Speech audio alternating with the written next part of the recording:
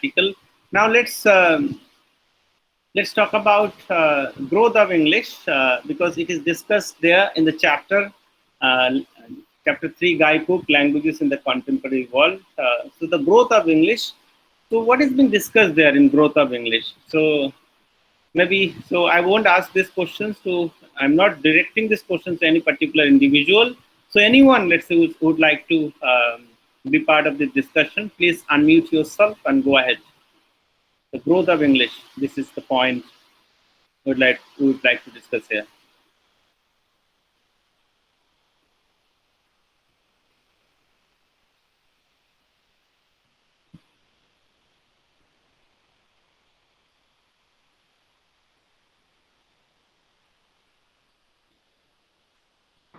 I will Um, listen. Who is this? Hello, sir. Sir Natasha. Natasha. Yeah.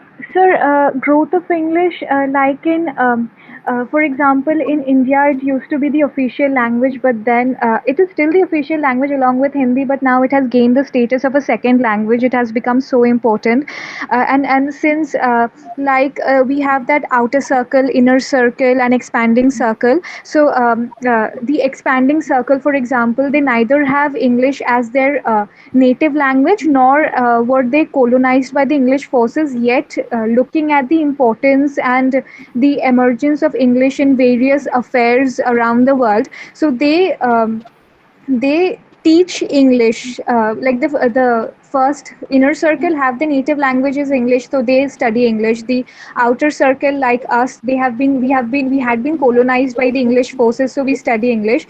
And then there are the emerging circles. So despite not being colonized or having anything to do with the English, so this emergence of English from the native language to around the world, how English has gained ground and is becoming one of the most widely used languages. Like French used to be used once, but it has not grown along with time. Also, Chinese, despite being the largest used first language, it does not have the same use or status in English. This is how English, and also English being taught as foreign languages in different countries. So this is how English grows and continues to grow. Thank you, Natasha, for the comments, for this, uh, like telling us about what is being written there. Yeah. So, anyone else would like to give some thought about this? What is written there in the chapter? Not necessarily in the chapter. If you have something else to say, Nivnil, please go ahead, Nivnil. Sir, I will take note of the Olympics that I was watching the closing ceremony, and each and every time when they had to call for an athlete, they were only using English, despite the fact that the first language that was being used was French, third language was Japanese, and second was English.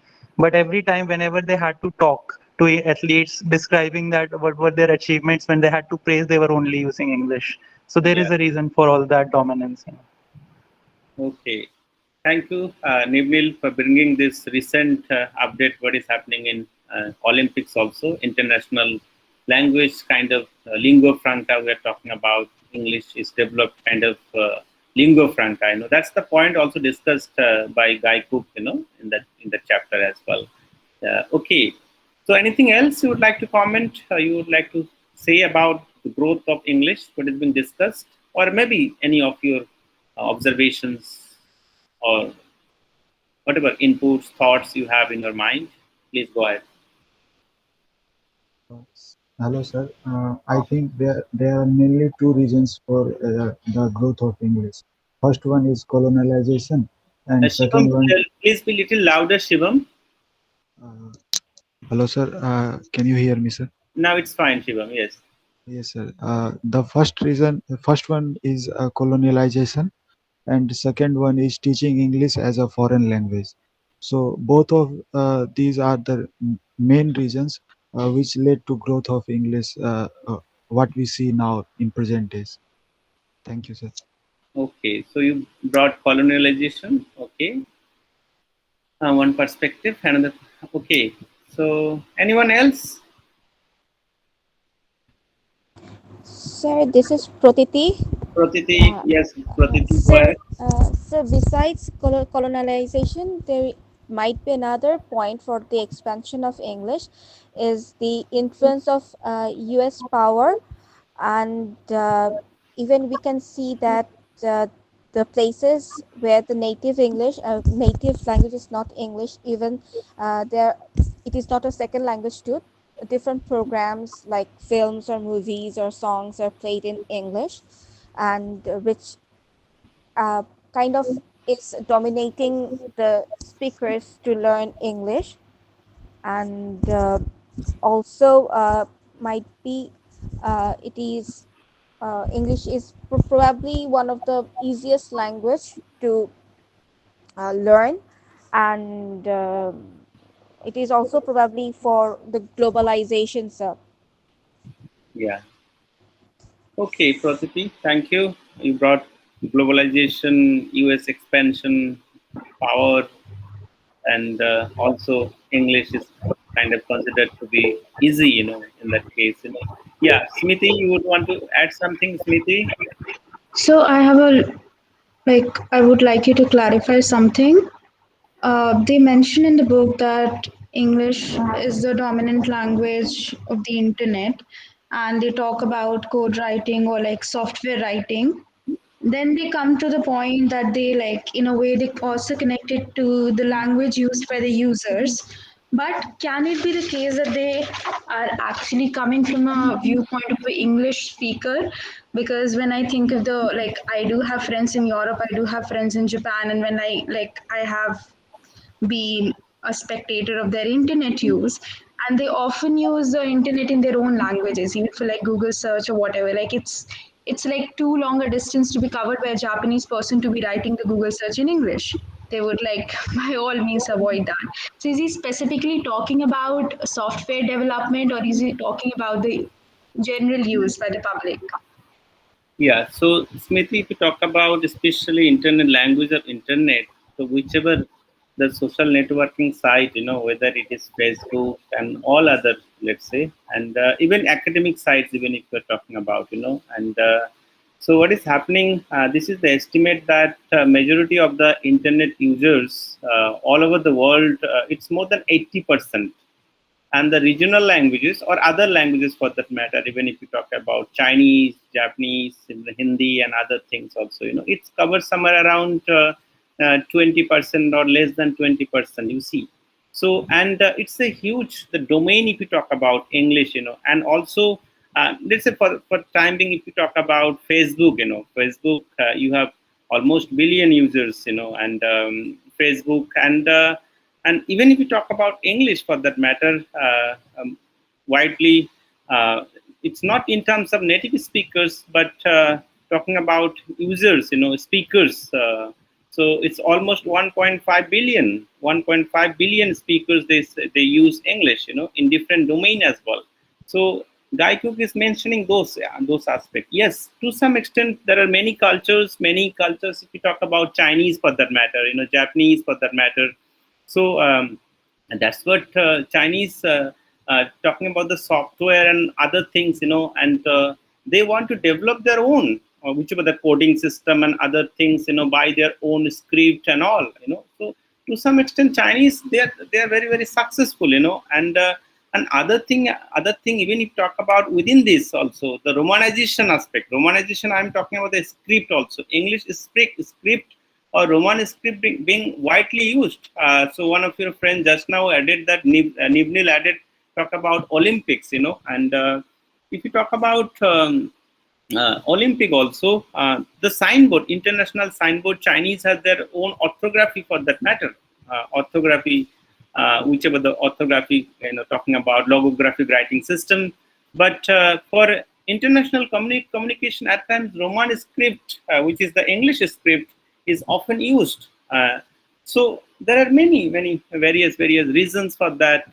So the users, talking about more than 80% in the internet, you will find that users of English, in compared to other languages, whichever the languages. You mentioned about French hardly, hardly how many people they use French, even Chinese for that matter.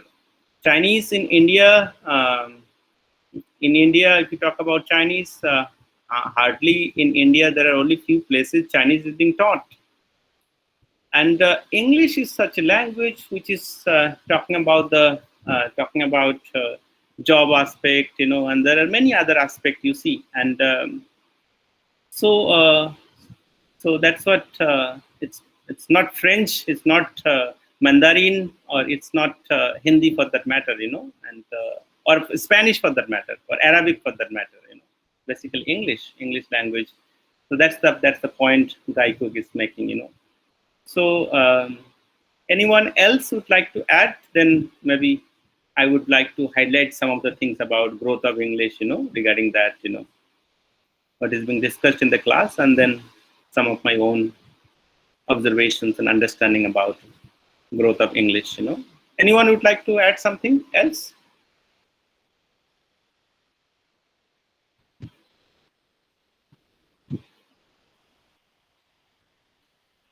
Okay.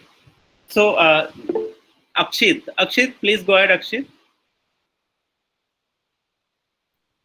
I just wanted to add that, like even in the development sector, when it comes to coding and everything, like for example, let's take data science for that matter. Like data science is a very like it's the field people work with. You take neuroscience, you take NLP, or like for any science for that matter, which uses data or big data for that matter, and most of the libraries, and like Python is the language, except Yeah. for R sometimes. Like Python is the language used for data scientists, and like I recently did a project with a few data scientists as well. So and despite of people being there from different countries, the language which we used was Python for data pre-processing and everything. And like one of the things which I saw, that why is English so much prevalent, because like Python was developed in 1949, I guess, if I remember correctly, and it has been in use ever since. And all of the basic line commands and like their functions and everything is basically in English. So even like I know this person, he's from China, and his English is not that good, like he said himself. And but then he told me that like to use at least code in Python, he must learn some of the like some English is necessary for him to code in Python, because it was developed by a white guy. And then so like it's very like all of the major features are in English. You can describe or like store values in variables in your own language, but then the language of libraries and all of these coding languages, they are in English. So like it's one of the reasons people are forced to learn English as well. So even though he could code in Chinese basic things, but the whole library and all of the main functions, they are in English, so you would need to know some of it. Like Yeah. it's a like you can't escape. Yeah. Yeah, thank you, Akshit. So I talked about the coding thing, Chinese, and so he's giving his own, kind of experience. Now, if you look at it, so there was a time, and especially the scientific vocabulary. So even English language, there was a time they borrowed it from either Greek sources or Latinate sources. There was a time, and there are many scientific vocabulary also borrowed from French sources. Nowadays, what is happening, as Akshit has already pointed out. So English is as a kind of dominant language. You do not need to borrow from other languages. They are generating their own. And so if you look at the period, the time they are getting those things from Greek or Latin, and at least in India also, if we talk about, there are many scientific terms. There are many Indian languages. They also get it from English, for that matter. At times.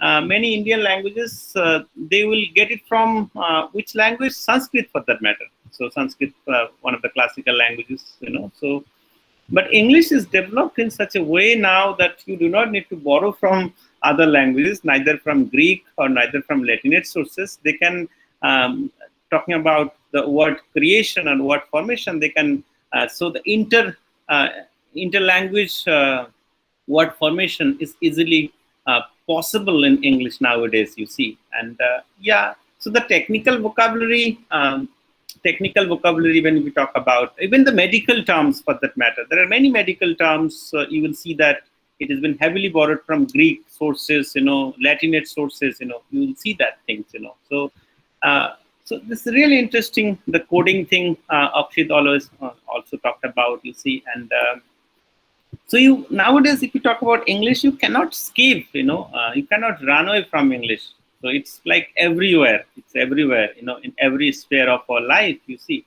So now let's say briefly talking about English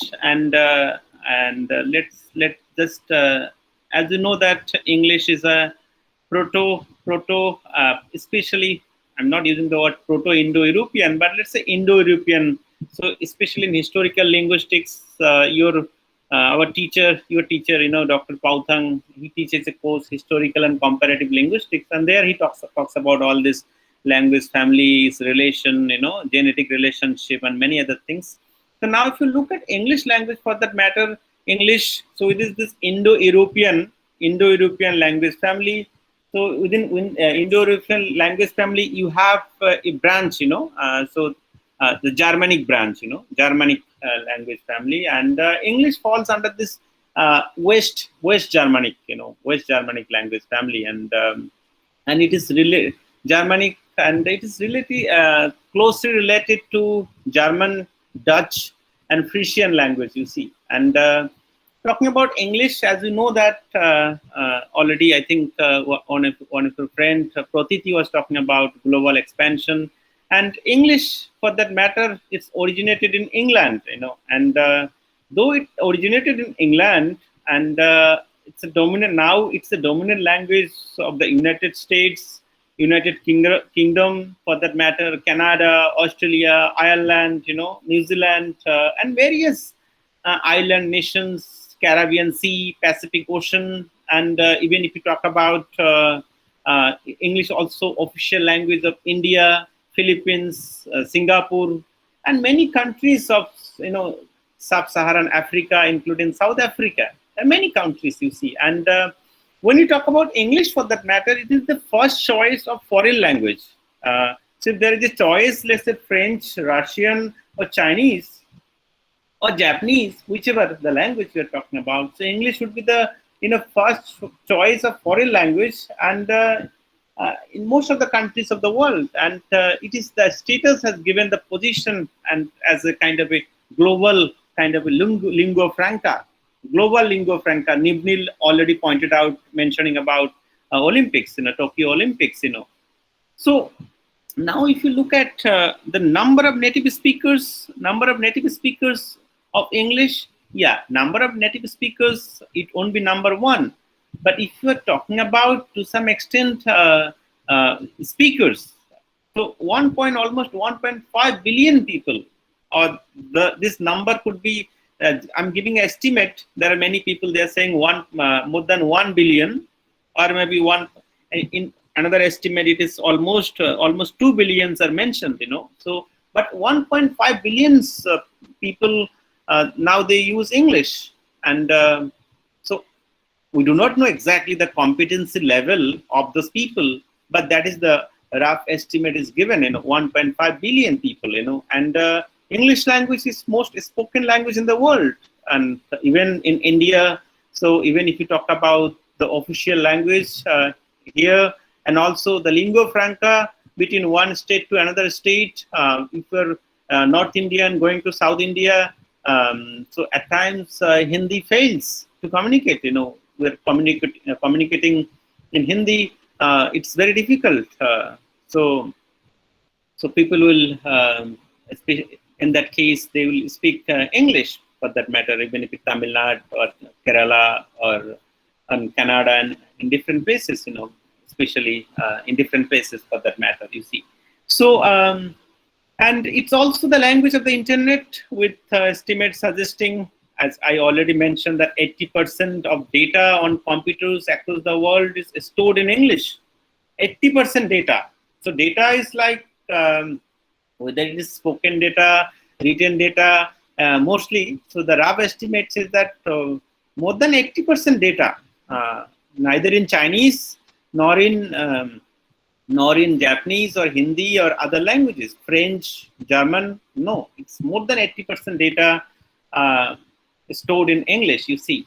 So, so this is where, that's what the figure, and now talking about English, and as I already told you, English. So the first thing come to your mind, it is basically that kind of colonialization, or in India's case, not only in India, even if you look at South Asia, the whole South Asia, it is the first thing we talk about RP, RP, which is, we say, receipt pronunciation, receipt pronunciation, or British, that's the British variety, the standard English, So the RP, which is traditionally defined as the standard speech, so which was used in London and neighboring areas, and mainly southeastern England, if you talk about. So that was the standard English, and even that British English or the RP, there are many countries where so to say, the English people, they colonialized.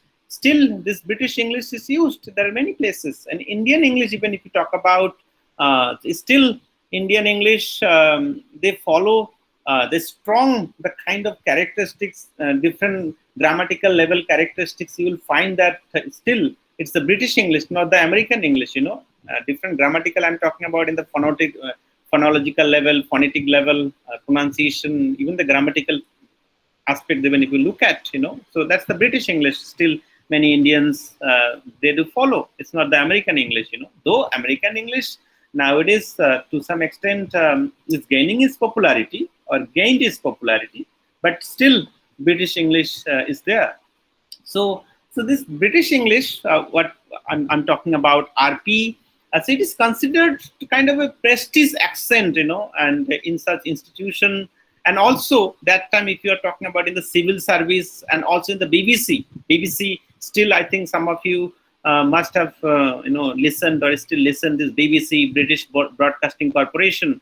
So it is considered to be very, very high standard, kind of standard speech, and also somehow, if you talk about opportunity, wealth, and privilege, still it can be associated with this British English, not only in other parts of the world, as well as in England, UK or Great Britain. Now, if you look at this English, to some extent, we are talking about growth of English. Try to understand this growth of English, and so you need to look at, let's a little bit of history of English. Briefly, I'll tell you the history, and I think since most of you have came to linguistic department here, you must have done English literature. Most of you, I'm saying, let's say 50 or more than 50% students, let's say what about the history of English language to some extent. But if you look at English to some extent, so vocabulary or the words of, so to say, the modern English we are talking about. So you will see that somehow the quarter, almost 1/3, or it's coming from Germanic sources. Germanic source, that's the Germanic language. I already told you that English is a Germanic language, belongs to that Germanic that family. So the almost quarter. So the Old English, the kind of vocabulary, the kind of stocks we are talking about, Scandinavian, Dutch, as well as German. You will see that there are many words from Scandinavian, Dutch, as well as German, as well as two-thirds of his vocabulary is coming from Romance language. Romance language. What is this Romance language? I think you know what is this Romance language. Mainly, if we are talking about Romance language and the Romance language family, mainly some of this language like Latin, French, Spanish, Italian comes in this language family. So English has borrowed heavily from Romance language, from Germanic. Germanic source is definitely there, its own native source, but as well as Romance language.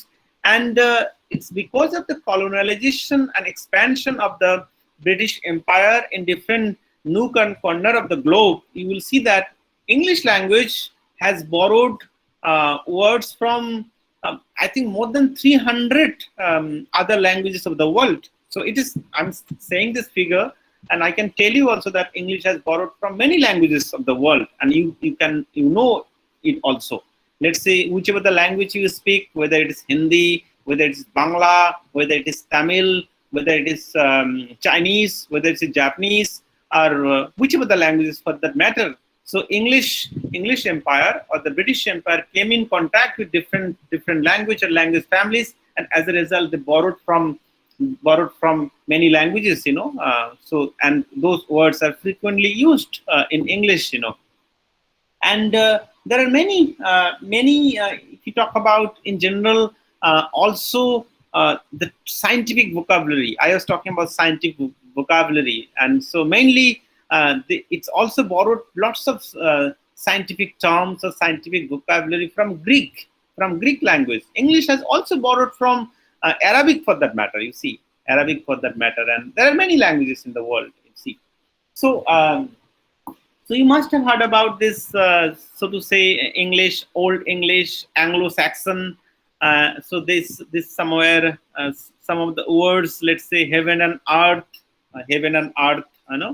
love and hate, life and death, beginning and end, day and night, month and year, heat and cold. I'm giving some of the examples that some of these words are from Old English or Anglo-Saxon, So just get any book of history of English language, you'll find, the whole period, the old, middle, as well as the modern period. Even modern period is also divided into different, Restoration, Elizabethan, Shakespearean, and all. You'll get to know those things. Especially in English language and as well as in literature, students, they do, know all that kind of thing. So Old English, Scandinavian, the kind of influence, lots of vocabulary. So whether you talk about father, mother, brother, man, wife, ground, land, tree, grass, some of these words are borrowed from either from Old English or from Scandinavian sources. And really interesting, and this is where in morphology I give this example.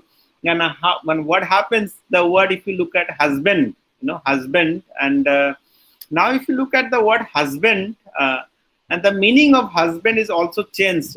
Earlier it was basically, a house bond, house bond. That means even the meaning was kind of householder. So whether he's single or married doesn't matter. So the person is looking after house, so he is basically a husband, and so that was the kind of compounding, and you can easily see that house and bond, so that was husbandy, that was the word. Now if you look at the modern use of this word husband, so husband has got a different kind of connotation, the meaning is also different, So so that's really interesting to look at, if you look at the etymology of many words, so how this either semantic narrowing, semantic broadening takes place, with a particular type of word. Even the word brother, for that matter, if you talk about BROTHER, brother, so brother, and not only brother, especially the plural forms of brother, so one is brothers and another is brethren. So you have a different kind of pluralization and all, So there is a history behind it, why it is brethren and why one is brothers, You can go into the detail of what is being discussed there as well. So what I'm saying, that if you talk about the stocks of vocabulary of English, so you will see that there are many words from Old English sources, from or Anglo-Saxon sources, or from Scandinavian sources. And Scandinavian sources, many words, let's say, like band, bird, bloom, crook, dirt, ache, knife, loan, race. And you'll find, there are lots of examples are cited there in different books. And so what I'm saying is that if you talk about the vocabulary, for that matter, of English, so it is borrowed from many languages. French is one of the language, and so from French you will see that the word like president, representative, legislature, Congress, constitution, parliament. So these are the words borrowed from French. Now if you say that, as if like it is English's own words, but English has borrowed those words from French sources. And the word like city, village, court, palace, mansion, residence, City. City is a French word, but if you talk about town, town is again English word.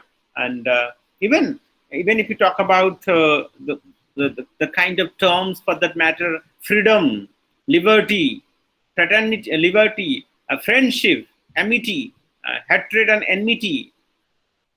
So all these words are also borrowed from French sources, and that's the French Revolution, as you can understand, So fraternity, equality, so that so liberty, the three principles to remember, So some of these words borrowed from French, and also really interesting, the superiority of French cooking. So French cooking, especially, and English borrowed from French sources. Lots of words from French, especially in cooking.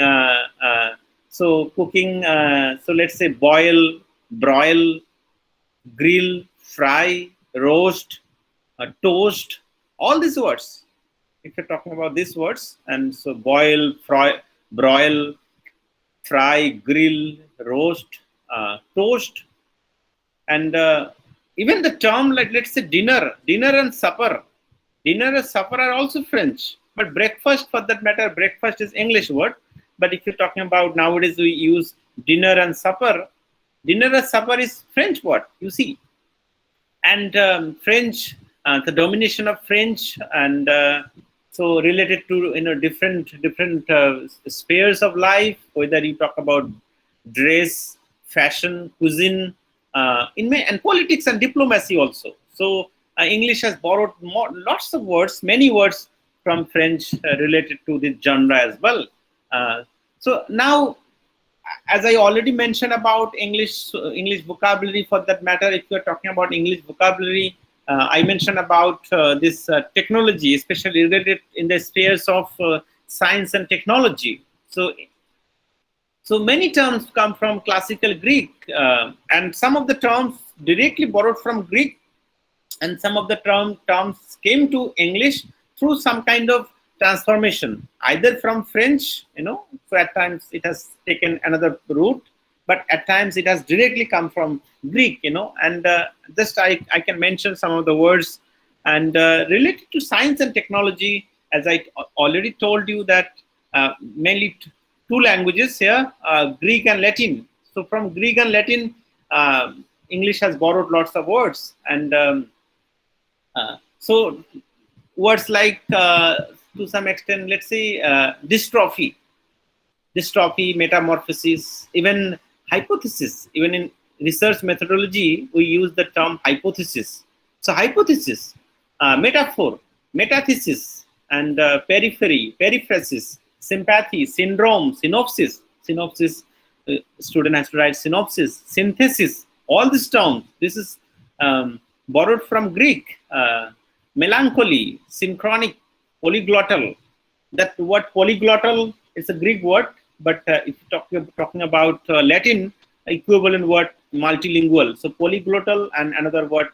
So side by side, you have Latin borrowing as well as Greek borrowings from similar kind of concept, and it happens, and we talk about that. What happens if you have synonymous items?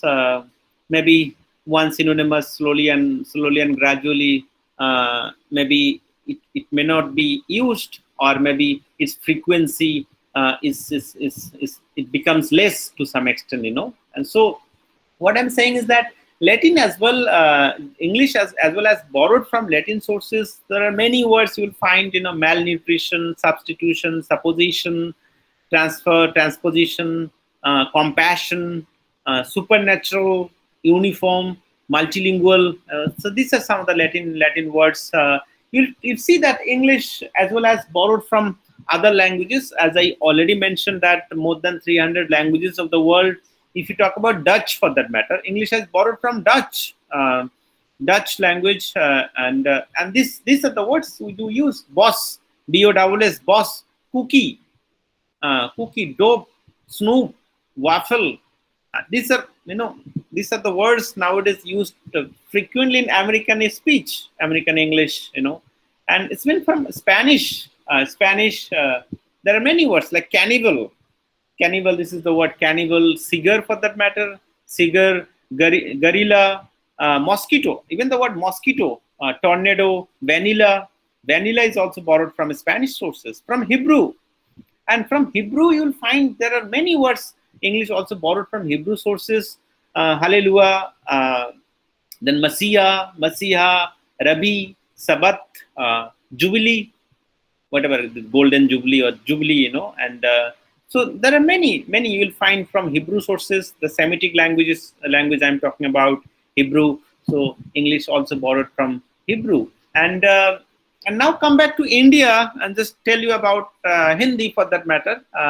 So whichever the language you speak, for that matter, whether it's Bangla and other languages, you try to see that English has also borrowed from your native language, and try to see that. Maybe you can make a list of words English borrowed from your native language, whether it's Bangla, whether it is Arabic, or whether it is whichever the language for that matter.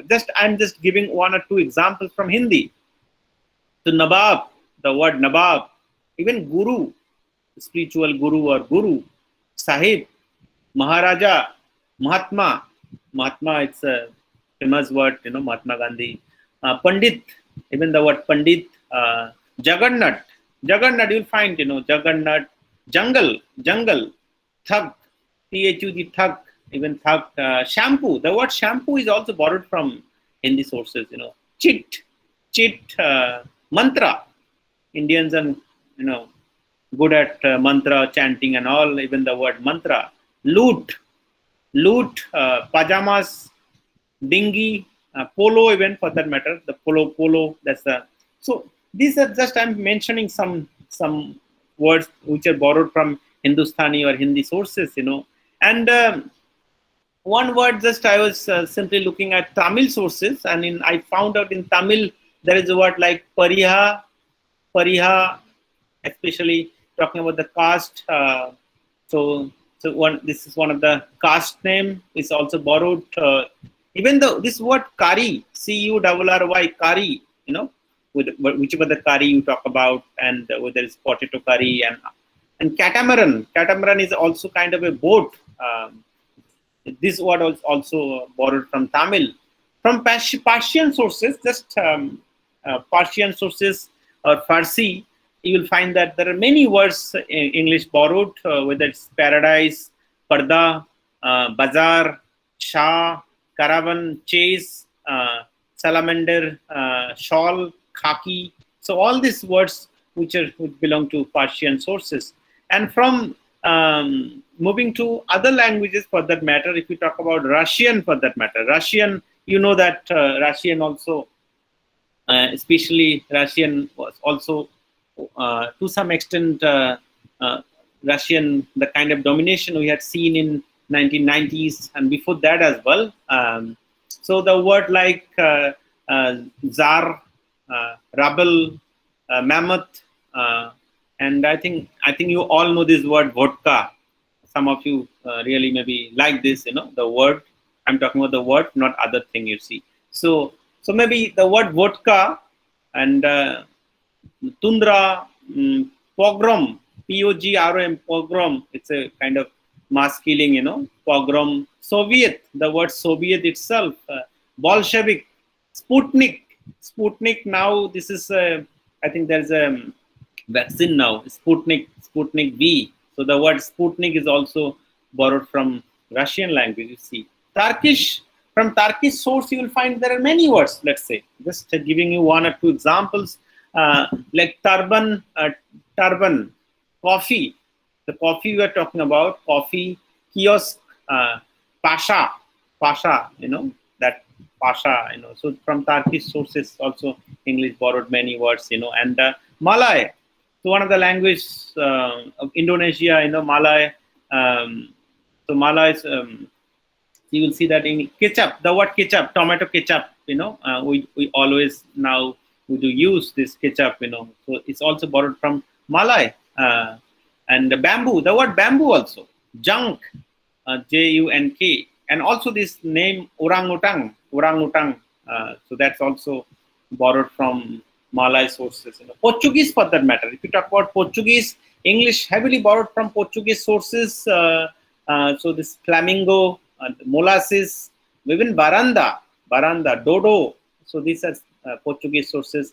So, and from Polynesian language, I'm just giving these two words from Polynesian language. So within the Polynesian language, you have Tongan. One language is Tongan. From Tongan, English borrowed the word taboo, T-A-B-O-O, taboo. And another Polynesian language, which is Tahitian. So from Tahitian, English borrowed the word tattoo. And tattoo is a kind of culture nowadays, you can understand that there are many people, they're fond of tattoo, whoever, boys, girls, and some people, whether football player, cricketers, there are many people. So they're crazy for tattoo, So they cannot, they may not eat for 4 or 5 days, but they need to have tattoo, So that the word tattoo is borrowed from Polynesian language, Tahitian, So that's the language Tahitian. So this is where, so how the kind of growth of English is taking place. And if you look at to some extent, the history of English language, from when it exactly started. So the whole history is not more than 1,005 years, 1,500 years, you see. On the other hand, if you talk about history of Sanskrit, history of Tamil, and there are many languages for that matter.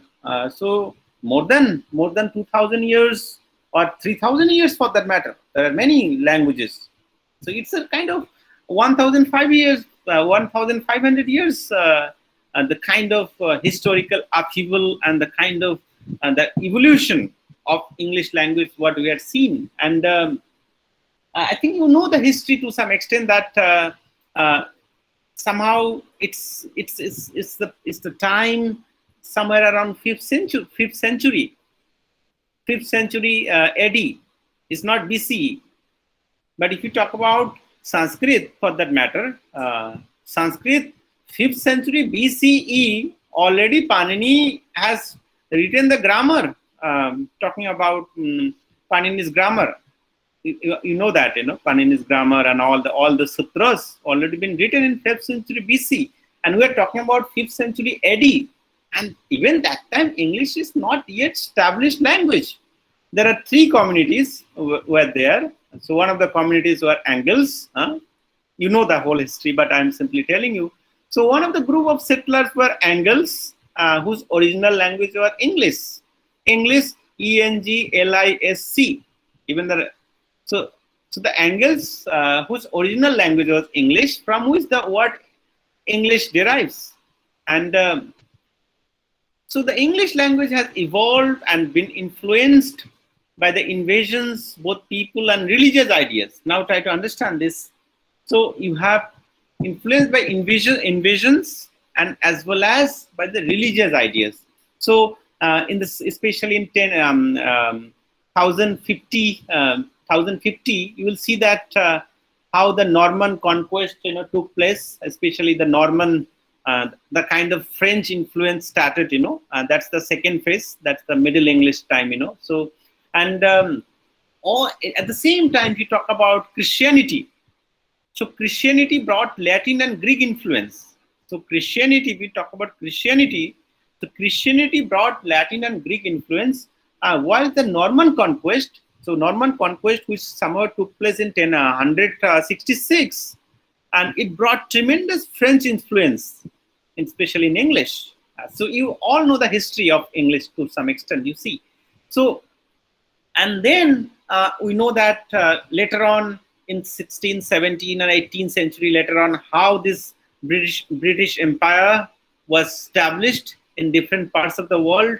So, and then the English language influenced the whole British colonialism, and it started expanding its influence in different parts of Asia, North America, Middle East, as well as Africa, different parts of Africa as well. You see that, So now, as I was talking about the historical background, you know that the whole historical background, just take any book, history of English language, you will see that somewhere there are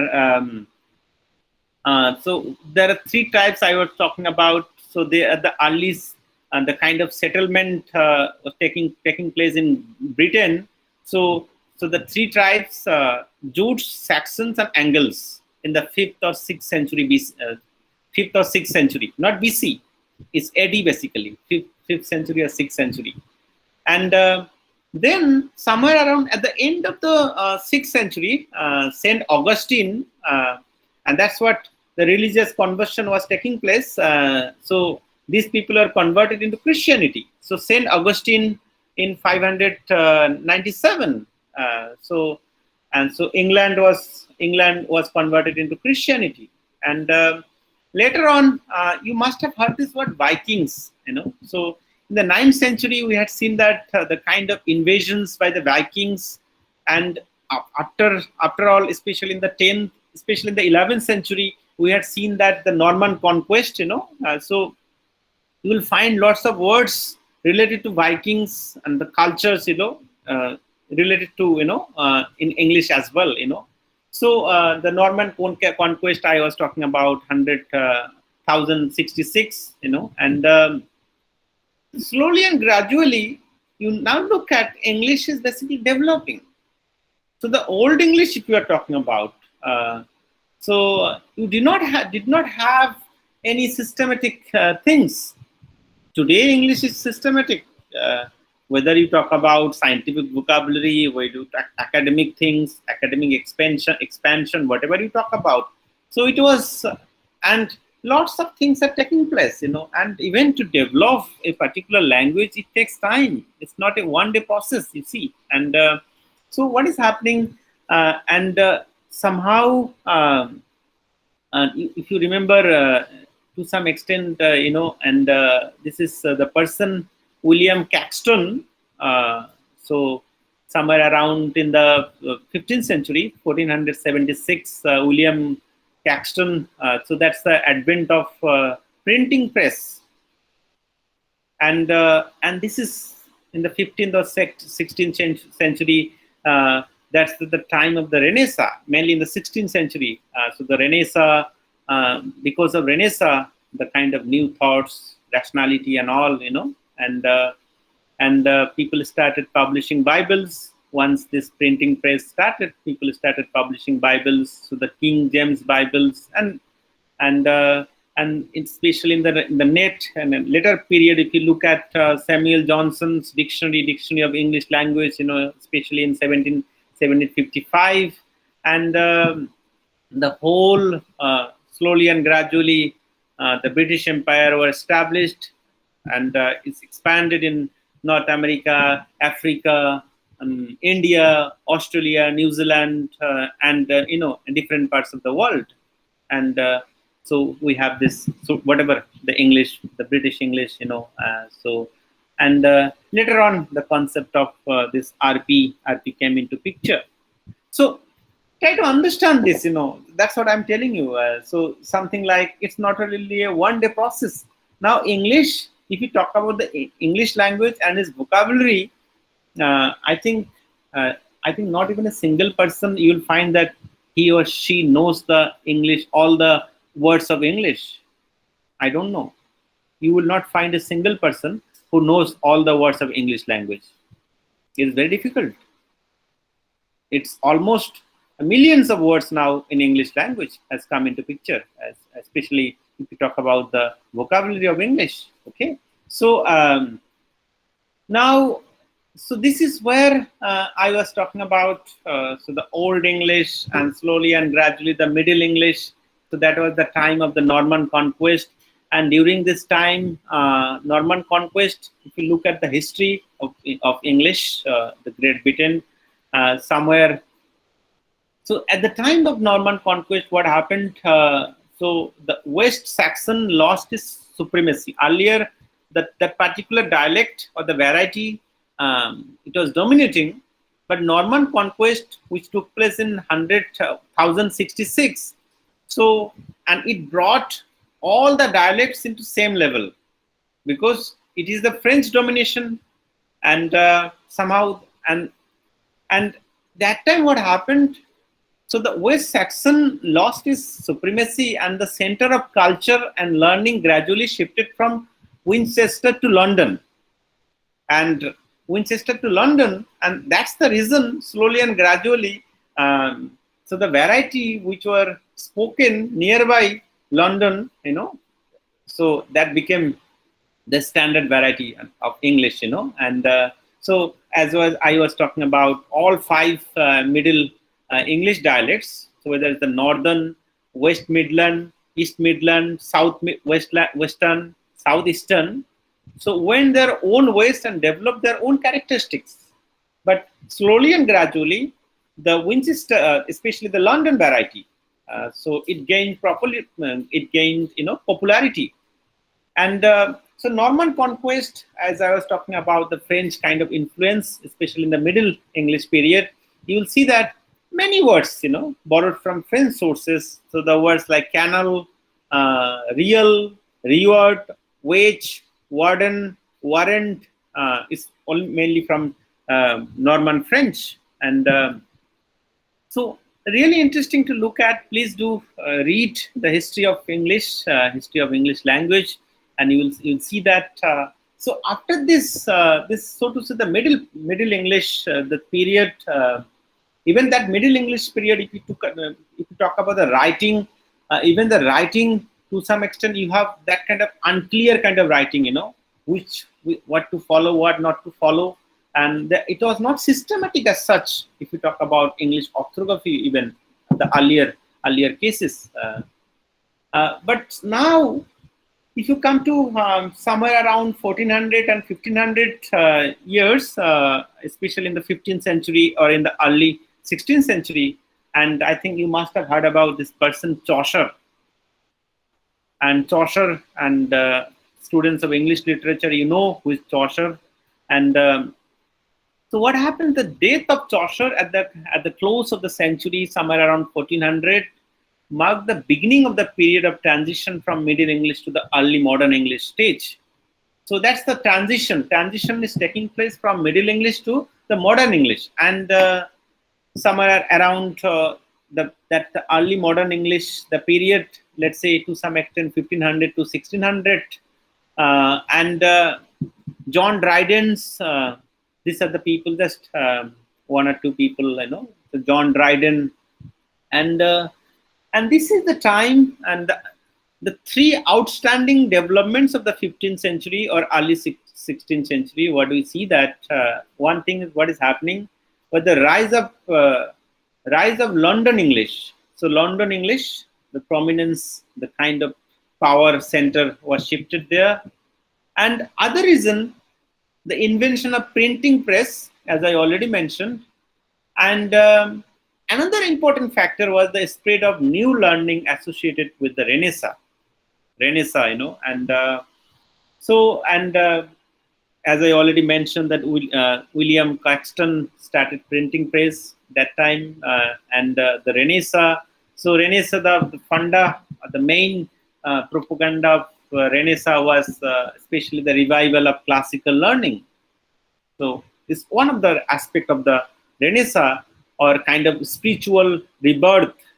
People took rationality, especially the reasoning.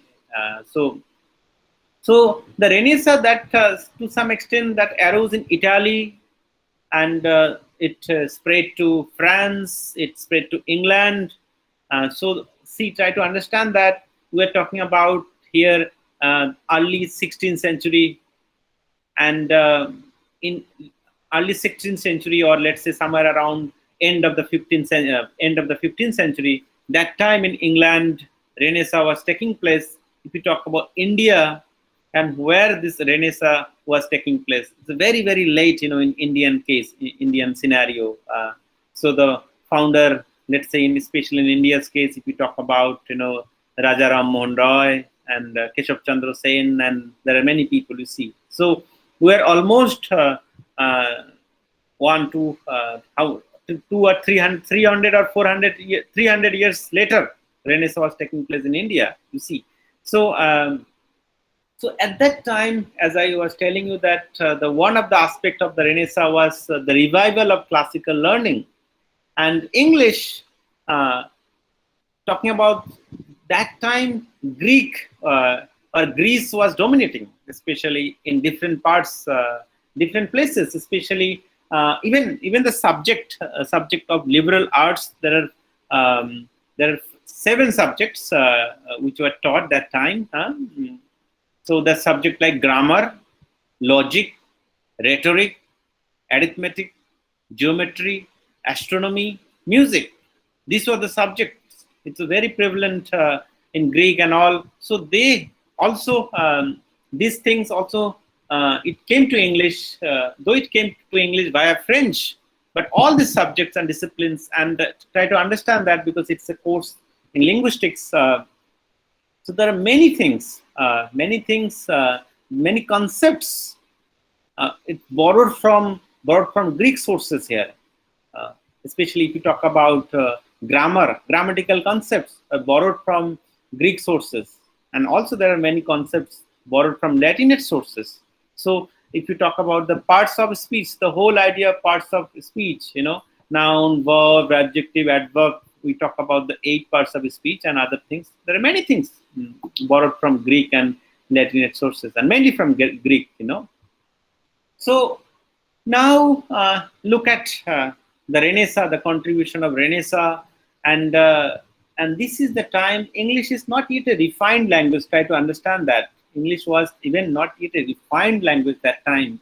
So, and this is the time somewhere. Just let me tell you, people in the 16th century or in the initial 17th century, there are many people. Whether you are talking about Jonathan Swift, we're talking about Francis Bacon. So these are the people, they tried to refine English, because English and its variety were spoken in different parts of the world, and there is no such dictionary were also written. So and following the Latin tradition, many people started writing in Latin or French, because French and Latin both are considered to be the prestigious language, and English to some extent. So all these people, whether you talk about Francis Bacon, Sir Thomas More, many people, they were writing in Latin, as well as there are many people they are writing in French. So the William Shakespeare is one of the figure in the 16th century. You will find that, and voluminous literature he has produced. Whether you talk about sonnet, you talk about tragedy, comedy, the kind of drama, we talk about Shakespearean drama. So play, and John Milton is also one of the person. John Dryden, and there are many people, especially in that period, they tried to improve English language. And Royal Society of London, they looked into this matter, that we have to promote or refine English language, you see. And Jonathan Swift, one of the prescriptive grammarians, linguist for that matter, he came up with proposal, and he came up with proposal, and which was accepted later on, that a proposal for correcting, improving, and ascertaining or fixing the English tongue. So we need to correct, we need to improve, we need to ascertain, we need to fix English tongue, and this is the time, and that's what all that prescriptive traditions started, and the Samuel Johnson Dictionary of the English Language. I think you are aware of Samuel Johnson's Dictionary of the English Language. And so this is where somewhere around 1755, Robert Louis, Grammar of the English Language, 1761. You will see that is some of the books. So they are trying to kind of give a direction, which variety, and even they are comparing English with French, and in their understanding that English is kind of impure language.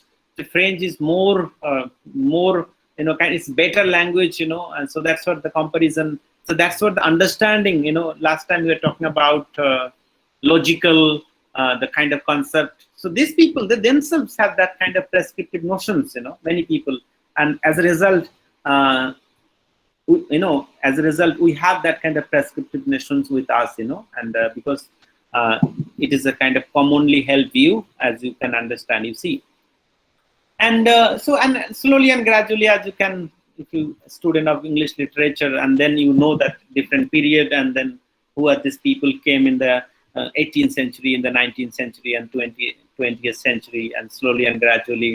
So the huge literature, you will see that whether it is Shelley, Byron, Keats, John Keats, and many poets, writers, and also Indian writers for that matter, Indian writers, Gaelic writers, and even if you talk about Bernard Shaw. So there are many people from different parts of the world, from different nations also. They are contributing to the growth and development of, so to say, the English language, you see. Now, as a result, English now, the kind of short development of English we talked about briefly. I told you that in how it started in Great Britain, in London, let's say, that's the variety, RP variety, the prestigious one. So the British English we talk about, and now we have different varieties of English, whether it's the British English, whether it's the American English, whether it's the Canadian English, New Zealand English, South Asian English for that matter. South Asian, again, I'm using the umbrella term, South Asian English. Within that also you have Indian English. And within Indian English, you have different kind of variety or the way people speak. I was telling you that thing in the last class, Benglish, English, Tamilish, Tenglish, Panglish, and also Malayalam, let's say, Manglish. There are many, let's say, for that matter. So there are different varieties of English. We had seen that, and now the question is that, especially in the chapter 3, discussed by Guy Cook, you'll see that throughout the history, we had seen that if we are talking about language for that matter. So initially, Guy Cook making a distinction between language with the uppercase L and the lowercase L. I have already pointed out that part, But uppercase L, that's the human language capacity. But being human, we know that, we have that capacity to speak a particular language. And the lowercase L, that the instantiation of that particular language, whichever the language we speak, whether it's English, Hindi, Bangla, or Arabic, whichever the language for that matter.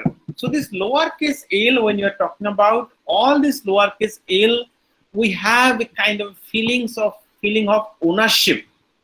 That is the point being discussed by Guy Cook, as if like we own it, There is a stereotypical notions are being created.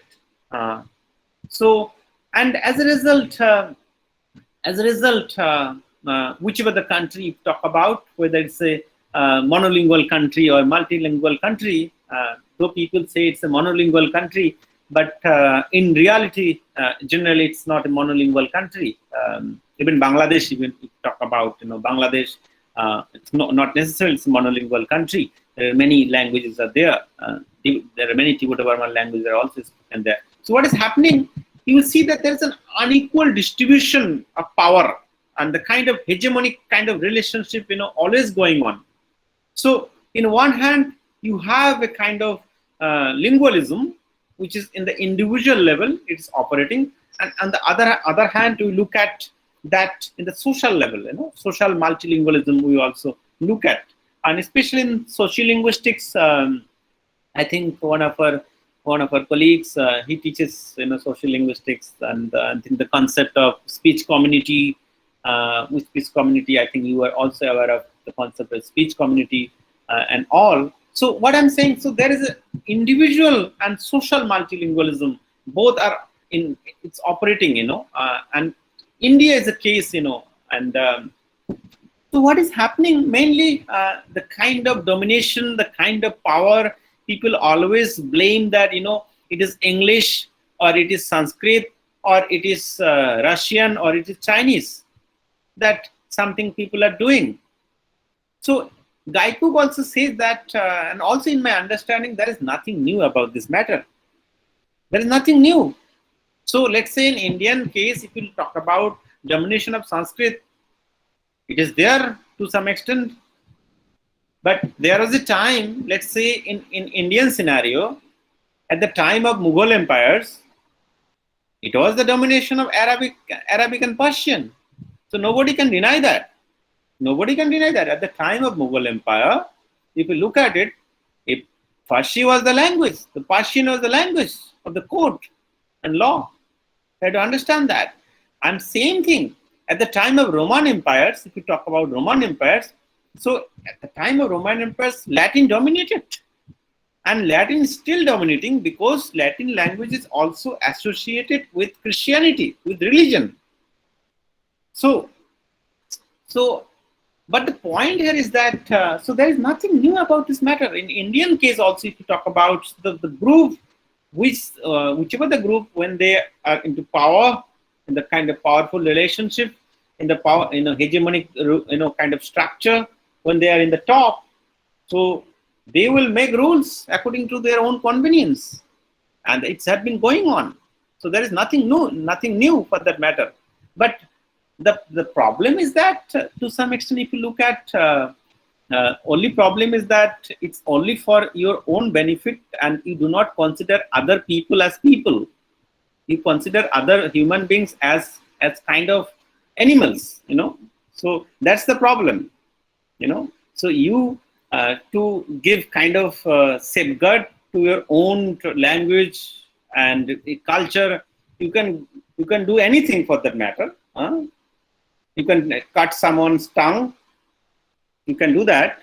But let's say if somebody is trying to speak other language, then you have a problem. So especially talking about Sanskrit, it happened, let's say. So people from other stratum of the society, when they tried to speak Sanskrit for that matter, so they're not given this, let's say, because you belong to other stratum of the society. So that kind of domination we had seen in India, and centuries after centuries. And how long it will continue? But it's thanks to especially the technology.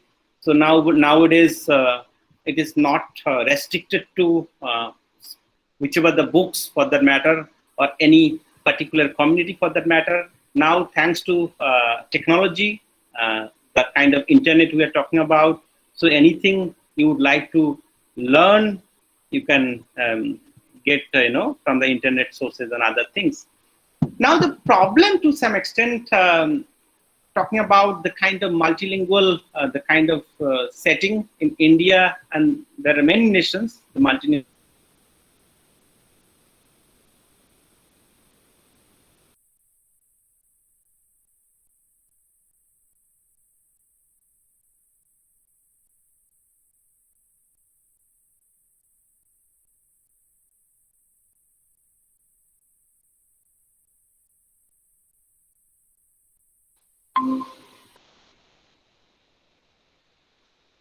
I think I lost my connection, so I'm just trying to reconnect. Can you hear me? Yes, sir. Yes. Okay, sorry. Okay, so what I'm saying, let's say one nation has to function. So you have a national language or official language, and on the side by side there are many cultures, and those cultures or those communities, they do have their own language and culture. So how to kind of maintain a kind of a balance, So how to promote communication and understanding, and also preserve cultural and linguistic identity. So that's a really, important thing. And we need to look at these things from a scholarly point of view. Let's say if you try to impose one language and one culture, and slowly and gradually other languages and other cultures are also somewhere in the verge of extinction. So you have to maintain a balance, and to some extent, Indian the kind of policy which was been practiced after Independence Day, after 1950s and all, to some extent, and that's one of the reasons that though in the West, in Europe, the kind of reports being said that languages are on the verge of extinction, but in India's case, not necessarily so. Because though in India, Hindi is one of the top languages, let's say, or English is spoken, you go to rural places, back home, still people, they do speak their own language. And also, the language, one of the factors, I may talk about that factors later on. So what we talk about passing of language to your own generation. So parents are passing their language to their own children. So we had seen that in India mainly, and it's a conscious effort. I had seen that, especially in JNU also, there are many professors, let's say, so they may speak in English, but if they're coming from Tamil Nadu, so they make sure that their son and daughter, they speak in Tamil or Malayalam or Bangla or whichever, or for that matter, Maithili for that matter. I had seen that. And that, as a result, let's say, in India's case, it's not going to die, because that kind of passing of language, to your own generation, especially. So it is going on in the community level, as well as you are also making effort, So it's really interesting to look at, and since it's a course, applied linguistics course, and you will have to think about it, because it's the kind of real application. We talk about language policy, and which policy to adopt, whether it's a 3-language formula or something else. And please do read. I'm not sure whether you have read this new education policy, NEP 2020, and NEP 2020 is always again talking about mother language education, mother tongue education, home language, making a slash, mother language, home language, local language, So though it is confusing at times, like which is a mother language, which is a home language, which is a local language, depending on a particular place. But at least there is effort from the government, and also the kind of linguistic rights which are enshrined in our constitution, and you have already seen that Article 351 talking about mother language education or mother tongue education, and so as a result, the kind of linguistic diversity or the cultural diversity still we do have, but in practical level, maybe there is a different kind of scenario. In practical level, I'm saying that maybe people may ask this question that, sir, though it is there in Indian Constitution in written form, but to some extent in reality, there are not the kind of opportunity is not there in those local languages. Yes, you are right. The local languages, you may not have those, but it's also to some extent, it is the people, if they want, they can do it, let's say. So, and so we had seen that there are many cases, let's say, what happened is that you are saying that mother language education or mother tongue education, and one school is established, set up in a particular place, and the people who speak that particular language, they are not sending their children in that school.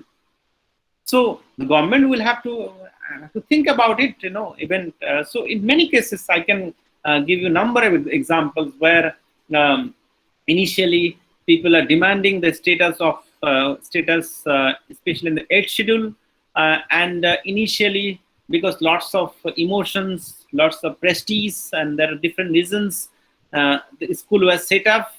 So once the 8th schedule status were done, and people, they are not much, they are interested to send their children to, especially in this mother language education, the kind of, and so you will have to think about it, So anyway, so there are different practical reasons, practical things you'll have to think about.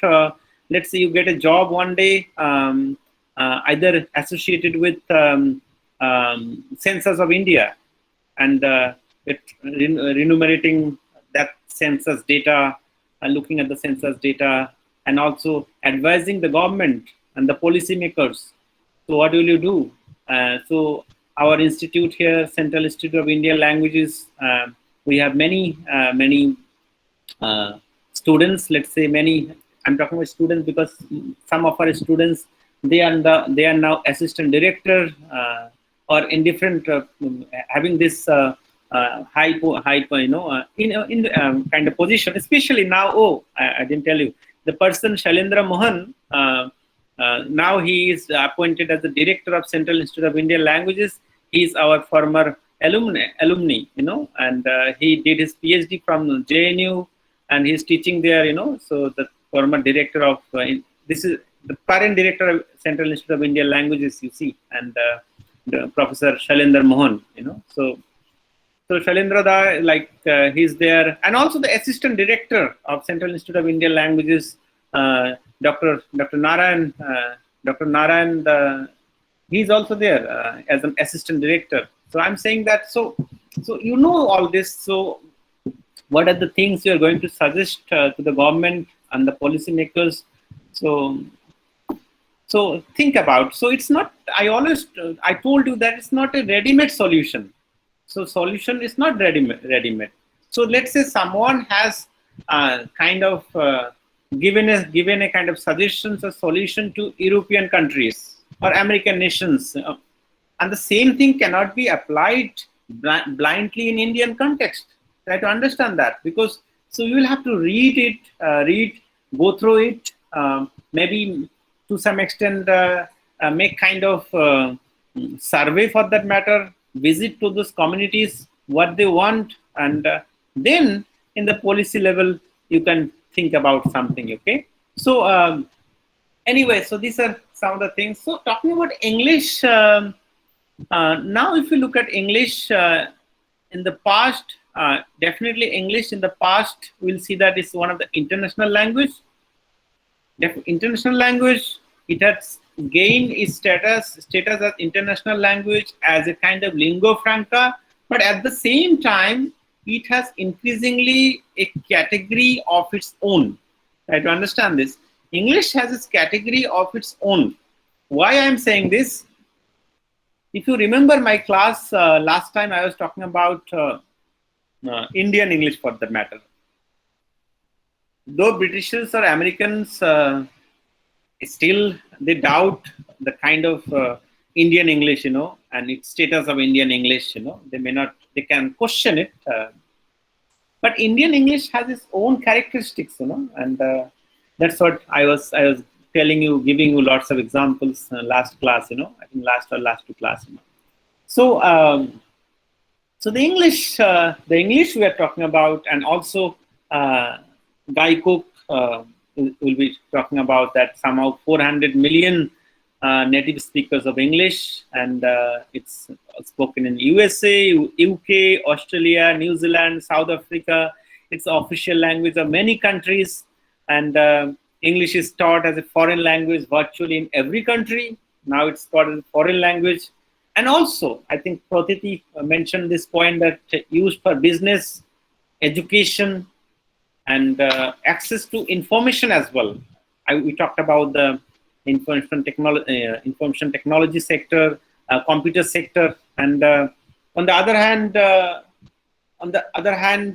English as an international language. If you talk about Russian, if you talk about French, it drastically diminished in compared to English. And French is no longer international language of air traffic control, or dominant in diplomacy. Earlier, French was air traffic control, let's say. Now English has replaced French.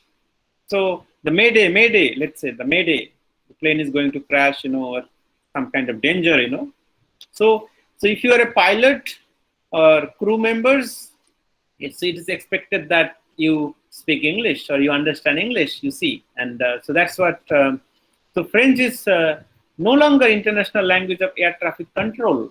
And even I was talking about the scientific vocabulary. So German, Russian, and Greek, there was a time, so kind of international necessary for scientific study. The English is its own category and all. So on the other hand, if you're talking about Mandarin, world's largest language, you have lots of native speakers. And but if you talk about the expansion of Mandarin, it has not gained ground as either second language or a foreign language. Either second language or foreign language. I mentioned this point, especially in India. If you're talking about In India, only few places Chinese is taught. But recently, you must have heard about the Chinese, especially in Bhutan and Nepal. I do not know whether you are aware of it or not. So it's a kind of attempt that China is trying to teach Chinese in Bhutan as well as in Nepal, mainly in Bhutan. So what they're saying that, okay, you teach Chinese as an elementary subject, English, Chinese language, and compulsory subject. So we'll build up infrastructure, and we'll also give payment to your teachers and others. So that's what China government is proposing to Bhutan, and whether Bhutan will accept this policy or not, but the proposal is already given. You never know. So many third world countries. So let's say if curriculum is set up, if enough funding is given, so people may go ahead with that. So you never know. You never know. English is dominating today. So maybe after 500 years or after 1,000 years, you never know. Another language may come into picture. You never know. So we had seen that whole thing, Greek, Latin. We had seen that French. And now it is English. You never know. It could be Chinese. You never know. It could be Hindi or any other language for that matter.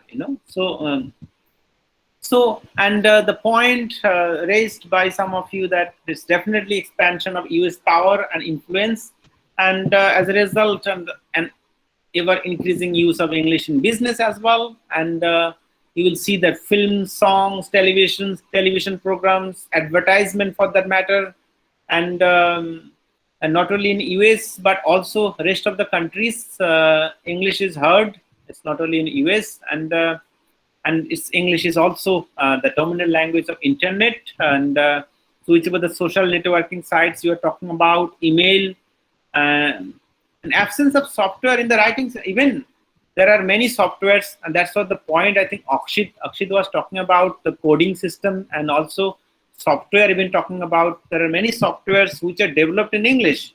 See, it is very difficult to find the softwares in other writing systems, but other languages for that matter, you see. So English is a kind of major language, or kind of language. It needs livelihood. It depends on English, and many people, let's say in our center, many students, they are going for this Fulbright scholarship. This Fulbright scholarship. They are going to different countries, whether it's Middle East, even from India. Many people, they go to this Middle East countries to teach English. I know some of our students, they're teaching in the Arab world. There are many in the Middle East countries also. So even teacher, especially talking about the demand for English teachers, whether it's the foreign teachers, native teachers, or non-native teachers, you will see that ample. And so the teachers, planners, administrators, publishers, language test and develop, the people who do all that kind of things. So it is basically in demand, So as a result, so the growth and future of English, you will see that somehow, and this is the estimate, especially in 2009. So the kind of evolution continues today. In 2009, Web 2.0 became the 1 million official word in the English language. Can you understand that English language? I was talking about the vocabulary initially. So 1 million official word in the English language. So that's what I was telling, that it would be very difficult for a single person or one speaker that he knows all the words of English. And in 2009, this is the estimate. And then every time or every day for that matter, English is kind of incorporating new words into its lexicon for that matter. And just few days back, I was searching, and the word, especially from Malayalam sources, ayo, and anybody speakers of Malayalam, what does it mean? Yes. Ayo. Yes, sir. It means different things depending on the context. Usually, like surprise or disappointment. Yeah. So that ayo, Halim, I think you might be aware of that. Ayo is also incorporated in English language. Are you aware of this, Halim? Yes, sir. I use it in texting all the time. I don't know. So, So that's what you see. So you use it in texting.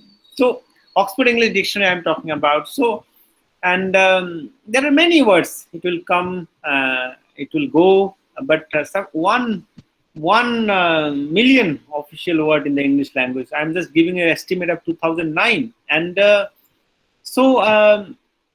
So the first English dictionary, which was published by Samuel Johnson in 1755, now if you try to look at this English, 2009 Web 2.0 I'm talking about, so 1 million. And so with globalization and the internet age, this evolution has sped up, and it is estimated that nearly 15 words are created each day. That's what the estimate, that almost every day 15 new words are created each day, and some of the words are being incorporated into English language. And so there are now more than 1 million different English words, and no one can learn them all, and so it's important. So that's what it's really you need to understand, that if you're talking about English, I think that's the point I discussed last time, that English, you need to learn English as a kind of lingua franca. You need to accommodate your speech. And to some extent, that's what English, especially Indian English, or to some extent, many Indians are better. They communicate better than many either American variety or British variety speakers. The reason is that they can accommodate their whatever that we're talking about, the tone, intonation, and the cultural settings we are talking about, you see. So they're very good communicator for that matter, you see. So you need to accommodate your speech, So it is important to know that once that's commonly used, if you're talking about the words and the vocabulary. And so one of the things, Guy Cook will see that that's what, because of the growth of English language, and as a result, the dangers for other languages, and accompanied by globalization and dominance of US and US military and global power, and economic ascendancy. So the growth of English raises important concerns about the dangers of linguistic and cultural homogeneity. That's what we had seen that, and it's one of the aspects. And but I completely, to some extent, not only say that it's a English. To some extent, it's other languages are also equally responsible. So in Indian case, if you look at other state dominant languages, you will see. So whether the 8 scheduled languages mainly, and even other nations, whether it's French, Russian, or other, which were the dominant languages. Yes, English to some extent is there. Now, another point, it's talking about English and its varieties of English, and Braj Kachru, especially talking about the speakers, the native speakers, whose English it is. If you remember the kind of point we discussed, the ownership.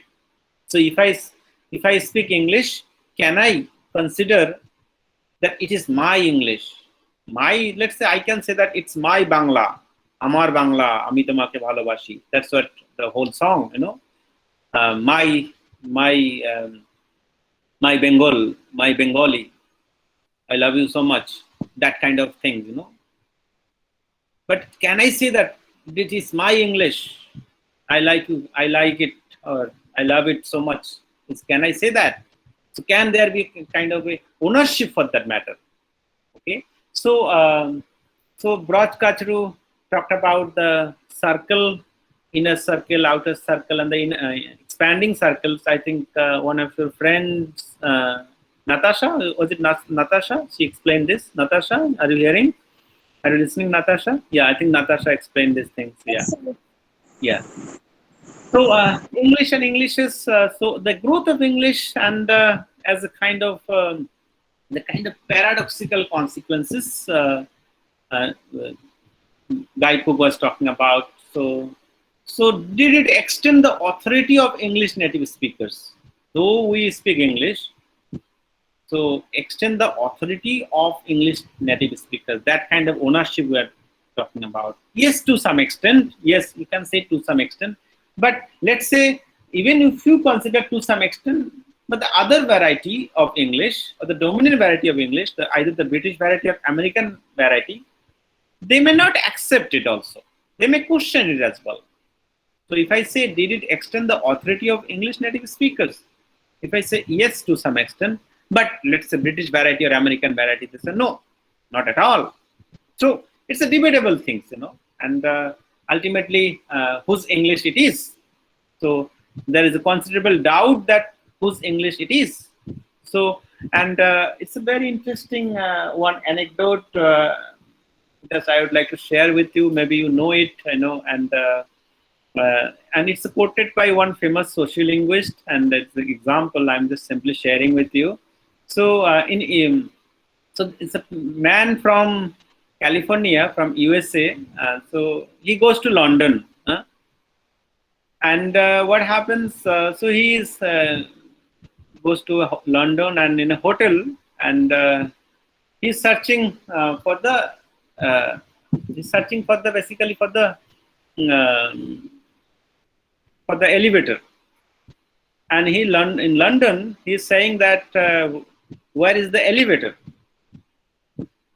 So the UK man who was in the near the gate, he was like looking at what is elevator, or what are you talking about? Just looked at him. Then he said that you don't know. I'm talking about elevator, the escalator thing. It easily takes you in the 4th floor or 5th floor or 7th floor. So the UK man said, "Oh, you're talking about lift." So that US man, American, he said that it is we don't call it lift, we call it elevator, because we invented it. So that's what American said, we invented elevator. So, and so the UK man from London, he said that you may have invented the elevator, but we have invented the English language. Try to understand that, the kind of ownership that, because if we talk about English, because it originated from UK, it originated from Great Britain, from London. Okay, so that kind of ownership, So, so English, talking about the native speakers, so do they have this sense of ownership? So now try to understand this, the whole thing.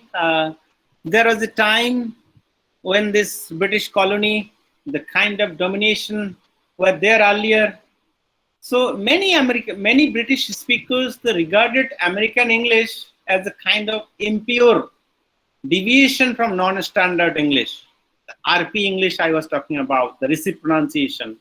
So they ridiculed many people who speaks American variety. Now it's an irony that those Britishers, now they're learning the US variety.